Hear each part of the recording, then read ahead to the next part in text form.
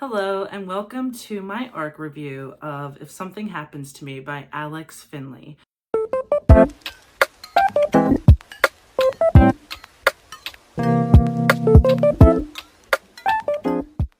I was very excited to get this, and thank you to St. Martin's for sending me this ARC. I very much enjoyed it. It is a great thriller, and I'm going to dive into this book a little bit. So this book starts with a prologue of Ryan and Allie and their teenagers, and in an instant, Allie is grabbed and taken away, and Ryan is hit on the head, and Allie and the car disappear. You don't see anything that happens right after that. It skips to 5 years after that, and you start to get information from several different viewpoints. One of the things that I loved about this book that reminded me of the Da Vinci Code was really short chapters. You change perspectives and the plot moves at a very quick pace. There are plot twists along the way, and I very much enjoyed how fast-paced this book was.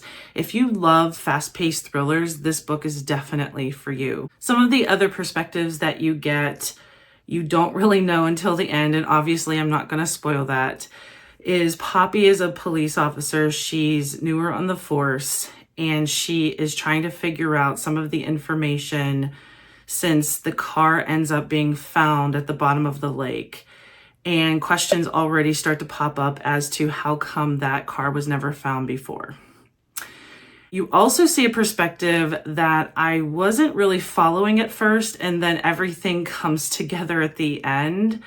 There is a perspective of Shane and his wife, Gina, and it's in Philadelphia. And the main story takes place in Leavenworth, Kansas.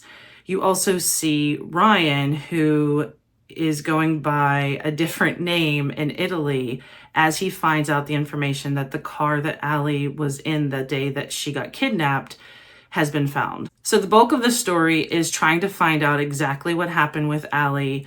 Ryan, while in Italy, ends up having someone seek him out that may have information to what really happened. The book is very fast-paced from there, and you end up, I feel like I couldn't put it down as you find out what really happened to Allie and why you're getting the different perspectives that you are getting. There's even, when I said Da Vinci Code, there's even some connection to a puzzle that Allie leaves behind, because she leaves a note that says, if something happens to me, and it has a secret code.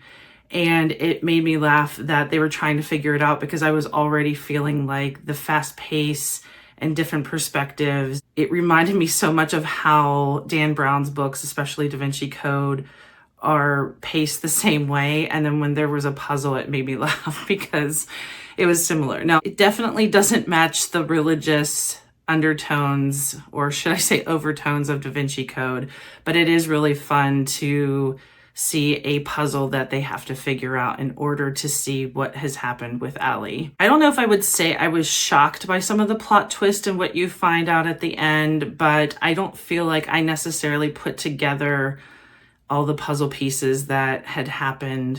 So I feel like it's really well done in terms of you're not going to guess it very easy. At least I didn't guess it really easy. This book comes out May 28th, and I highly suggest that you put it on your TBR, either for late May when it comes out or on your June TBR. Thanks for watching my ARC review of If Something Happens to Me by Alex Finlay, and until next time.